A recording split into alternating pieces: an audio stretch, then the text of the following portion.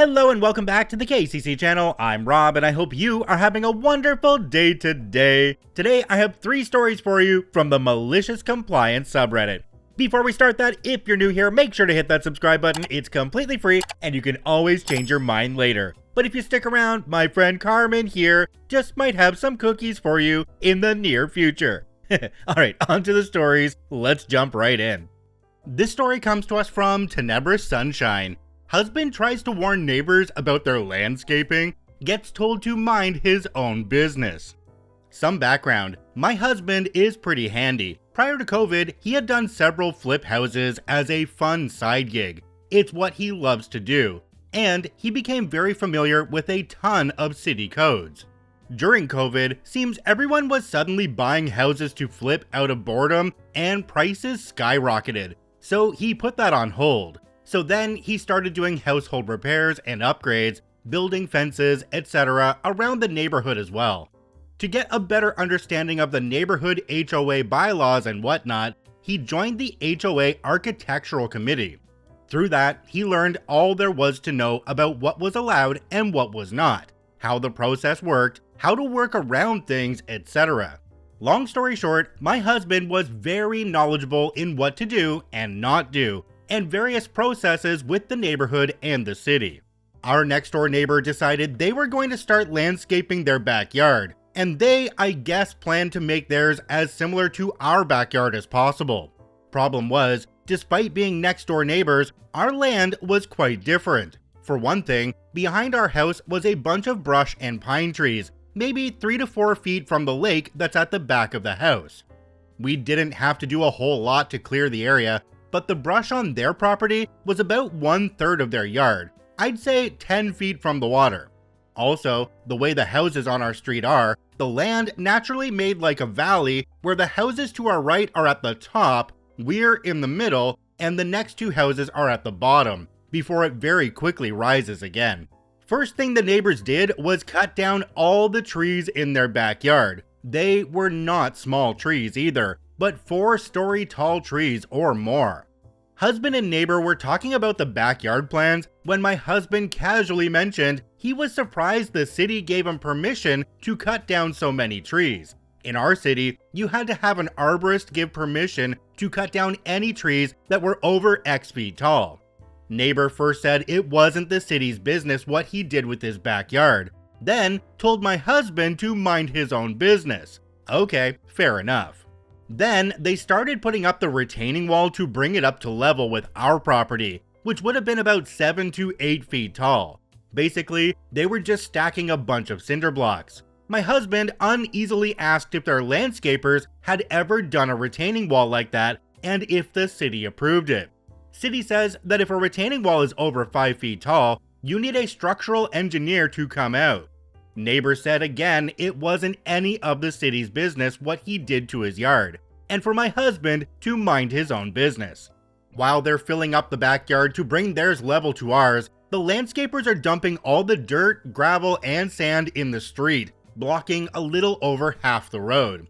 Several of the neighbors who had trucks would just hop the curb, but other neighbors with smaller cars were mad. Before my husband could ask if they could put the dirt and stuff in their driveway instead of the road, like everyone else, neighbor went off on my husband to F right off. Well, okay then, my husband let them continue working and didn't say a word as they started constructing a 10-foot tall fence, which was against HOA regulations. Fences couldn't be taller than 6 feet. Between them starting construction 6 days a week before 7 a.m. and them blocking the road, I guess someone had had enough. Next thing I know, city officials are out there putting a big sign in the yard saying all construction was to be halted until further notice. It wasn't us, but my husband found out through the architectural committee that someone had complained about the noise and the road blockage to the HOA, who came out to investigate, saw everything they had done, and then reported them to the city. They got a hefty fine for every tree stump the city official found. The structural engineer said their retaining wall was not sound and had to be redone, and it had to have regular inspections during its build. The HOA told them that not only did they have to take down their 10-foot tall fence, but as they did not get prior approval, and because it was not an approved design, the HOA also hit them with a hefty fine. Initially, neighbor came after us for tattling, but we told them it wasn't us, as nothing they did affected us in any way.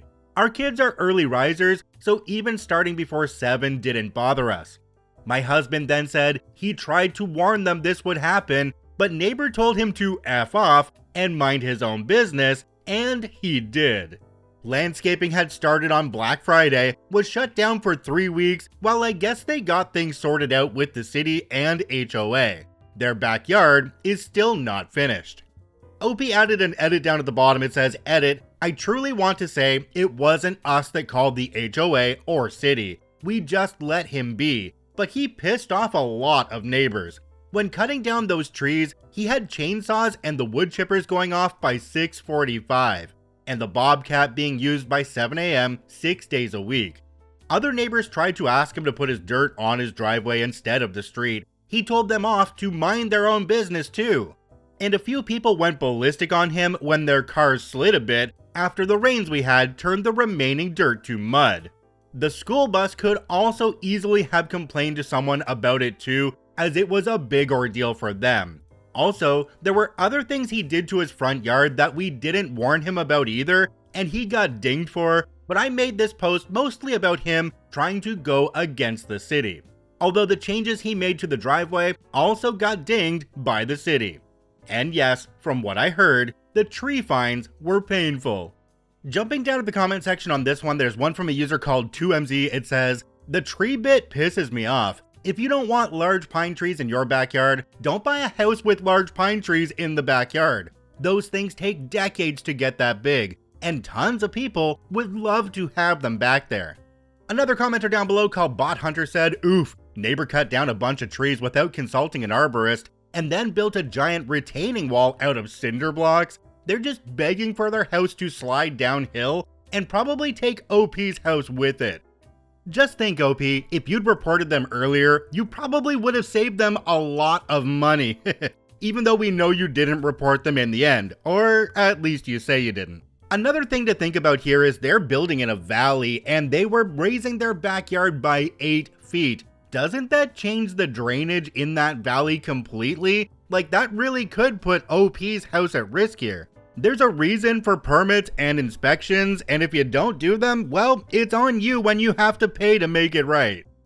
This story comes to us from Obnoxious Anon. Want me to wash my dishes? Oh sure, I will. This happened over 3 years ago, and while telling it to my friend, she laughingly said, such a malicious compliance. So, decided to share here. When I first started to my very first corporate job, there was a kitchen full of utensils, and fridge, and oven, and stove, and a dishwasher. A full-fledged kitchen for employees to make tea, coffee, heat their meals, even cook.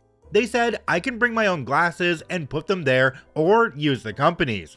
Also, there was a woman who was working in the kitchen. Let's call her Nilly, since she puts rules willy-nilly like a bully. Second day of my job, dear Nilly told me, let me remind you that no one should leave their dirty dishes in the sink. I was surprised by the claim. Since I am new and don't know a single crap, I thought this might be her way of bullying, or it might be actually true. So smiled and asked if this means I have to wash my own glasses. She said, yes, don't make me repeat it twice, honey. Let me remind you, there's a dishwasher. If she isn't cleaning the dishes, her only remaining job is vacuum the office once a week and bring tea and coffee to chiefs, to meetings, and to managers. So I decided to gather information and wait on it. Apparently, Nilly has been working in the company for 20 years and knows the CEO. She knows how he drinks his tea, how he drinks his coffee, when he drinks them, what he eats with his coffee and tea. She knows all of them. If I know one thing, that is never fight a fight with the person who knows how your boss likes his coffee, especially if you're replaceable. So fight was not an option. Cool. I also learned that once a week, CEO brings a bag of fruits to the kitchen to share in the company. Apparently, he has a fruit garden and goes there for weekends. and she would take fruits to her house at the end of the day. Old employees knew that. They would take 1 or 2 in the day. That's how I learned this. She said to me, I can get one, but it is hers. So I refused the first time offer, thinking she bought it, then learned that it was brought by the CEO. I think she implied that the CEO brought it to her and she was generous enough to share it with us peasants, but this is my interpretation of her statement. One thing about me, I look young and naive. I look dumb, as if there is some missing component in my brain. Cue malicious compliance. From my desk, I could partially see the kitchen if I turn around. So on the day of fruit delivery, I was constantly checking the kitchen. When CEO came in, I count to 30 and went in as well, to wash my glasses of course. I went in and said hi to everyone. This was my first time seeing CEO, so he said, "You must be new," kindly and respectfully informed who I am, and he told me who he was. I said, "Sir, I've checked the company before entering and knew him," which he liked. After I turned to wash my dishes, he asked me what I was doing, and I said, "Oh, I was informed that all the staff wash their own dishes."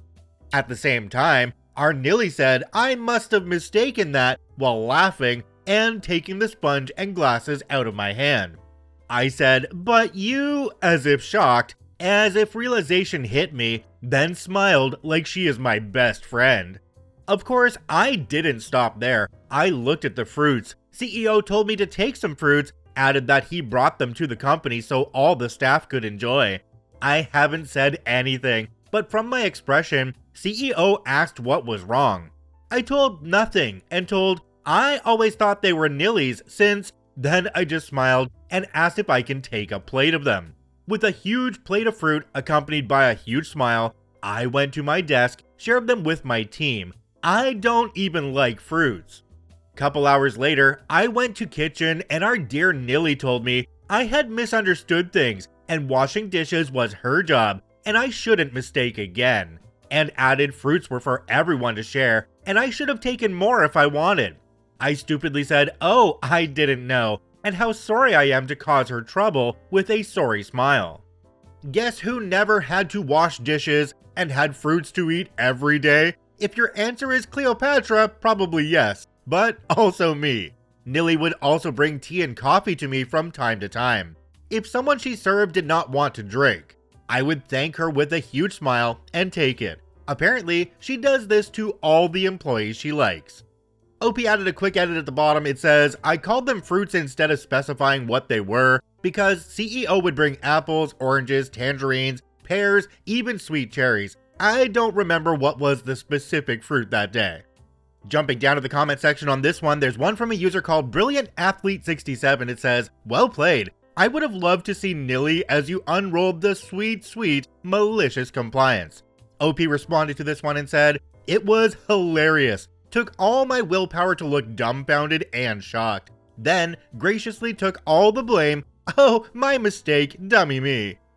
So OP, I guess you could say in this case, you're just sitting back and enjoying the fruits of your malicious compliance. It seems like the lady working in the cafeteria just wanted to appear more important than they actually were.